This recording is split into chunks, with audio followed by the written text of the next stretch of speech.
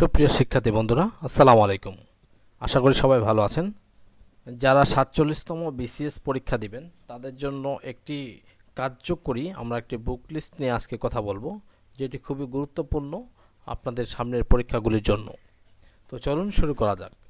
৪৭তম BCS থেকে আপনারা এর পরের যারা দিবেন পরের বিসিএসগুলি তাদের জন্য এই বুক লিস্টটি কার্যকর, খুবই গুরুত্বপূর্ণ। আপনারা এই যদি ধারাবাহিকভাবে খুব একটি গোছানো প্রস্তুতি নিতে পারেন তাহলে আশা করি এই ৪৭তম বিসিএস আপনারা খুব সুন্দর করে পার করে দিতে পারবেন।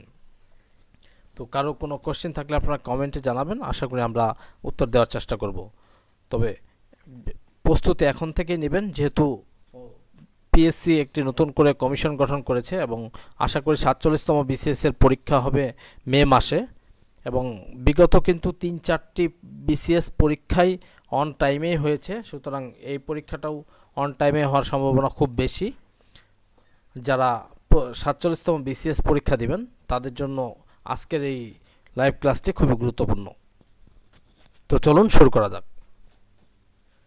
প্রথমে লক্ষ্য করুন যে আমরা জানি যে আমাদের প্রায় প্রত্যেকটা সাবজেক্টের একটা ক্যাটাগরি রয়েছে। যেমন আপনার বাংলার ভিতরে ৩৫ মার্ক রয়েছে, ইংরেজি ৩৫, গণিত এবং মানসিক দক্ষতা মিলে ৩০ মার্ক, সাধারণ জ্ঞান ৫০ মার্ক, এখানে আন্তর্জাতিক এবং বাংলাদেশ মিলে।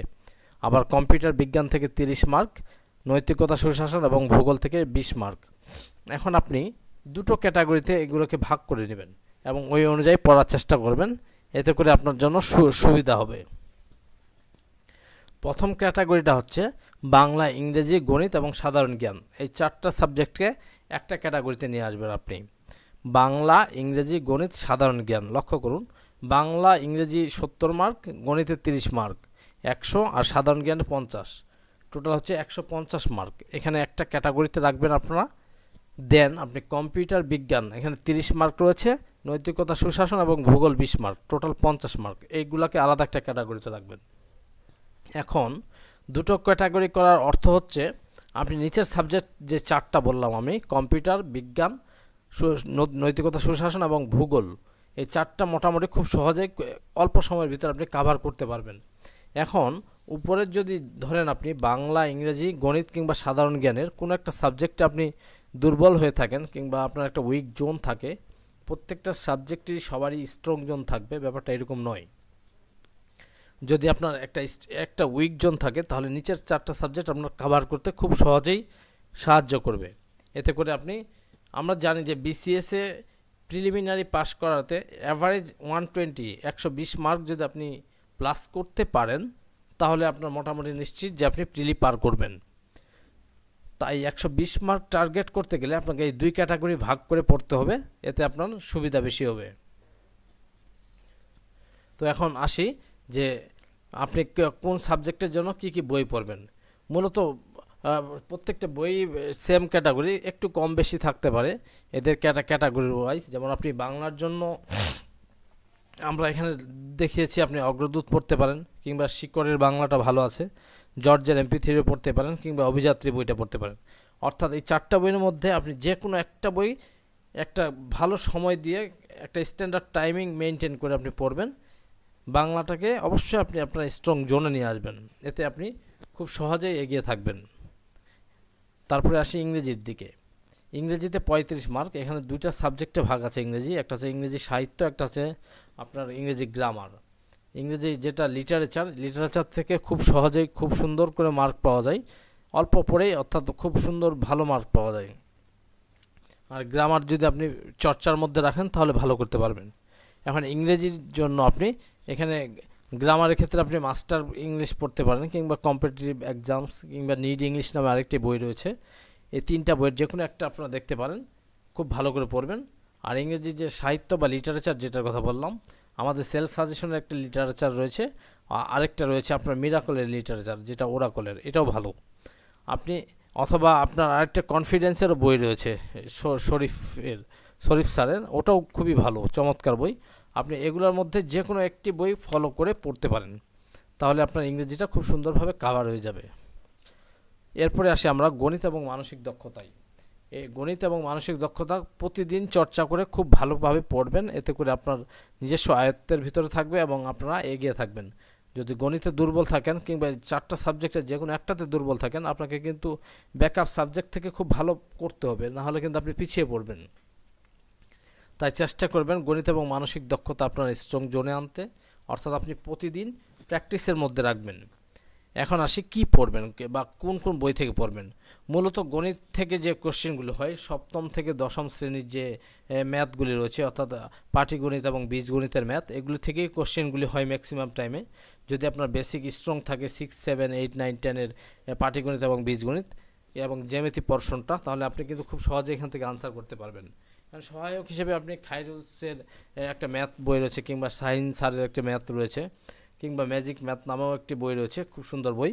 আপনার এগুলোর মধ্যে যে কোনো একটা খুব ভালোভাবে পড়বেন, আপনার একটা স্ট্রং জোন তৈরি করবেন এখান থেকে। আর মানসিক দক্ষতার জন্য এগুলো অ্যাজ ইউজুয়াল কোশ্চেন থাকে, অর্থাৎ আপনাকে রিডিং পড়তে হবে এবং কয়েকবার পড়লে এটা আয়ত্তে নিয়ে আসতে পারবেন খুব সহজেই। মানসিক দক্ষতার জন্য আপনার জর্জের MP3 পড়তে পারেন, কিংবা IQ ডক্টর, কিংবা সায়েন্স স্যারের একটি ম্যাথ রয়েছে, কিংবা ওরাকলের রয়েছে। এর মধ্যে যে কোনো একটি বই আপনারা পড়বেন, আশা করি মানসিক দক্ষতায় আপনার একটা স্ট্রং জোন অটোমেটিক চলে আসবে। এরপরে আসি সাধারণ জ্ঞানের ক্ষেত্রে। সাধারণ জ্ঞানের ক্ষেত্রে প্রথমেই একটি সতর্কবাণী বলে দিচ্ছি আপনাকে, যে আপনি সাম্প্রতিক পড়ে সময় নষ্ট করবেন না। আপনার BCS-এর যে সিলেবাস দিয়েছে, এই সিলেবাসটা কাভার করে প্রথমে একটা বেসিক বই থেকে পড়বেন। এই জন্য আপনি জর্জের MP3 থেকে বাংলাদেশ আন্তর্জাতিক বইটা পড়তে পারেন, অথবা বেসিক ভিউ পড়তে পারেন। সহায়ক হিসেবে আপনি মহিত সম্পাদকীয় রয়েছে, কিংবা মেন্সের সম্পাদকীয় রয়েছে, এগুলো দেখতে পারেন। আর শেষের দিকে আপনি সাম্প্রতিক পড়তে পারেন, কারেন্ট অ্যাফেয়ার্স পড়তে পারেন এগুলি, অথবা দৈনিক যে পত্রিকাটি রয়েছে, এই দৈনিক পত্রিকা পড়লে আপনি ভালো করবেন। মেইনলি টার্গেট করবেন যে BCS-এর যে সিলেবাসটা দিয়েছে, এই সিলেবাসের বেসিকটাকে কাভার করার জন্য। প্রয়োজন হলে আপনি আজকের বিশ্ব পড়তে পারেন এখানে, এটা কিন্তু খুব পাওয়ারফুল একটি বই আপনার বেসিক স্ট্রং করার ক্ষেত্রে। দেন আসি আমরা কম্পিউটার ও তথ্য প্রযুক্তি এবং বিজ্ঞানের ক্ষেত্রে। এক্ষেত্রে উপরের 4টা সাবজেক্টে যদি আপনি দুর্বল থাকেন, তাহলে নিচের 4 সাবজেক্টটা খুব ভালো করে পড়ে অল্প সময়ে আপনি সুন্দরভাবে কাভার করে নিতে পারেন।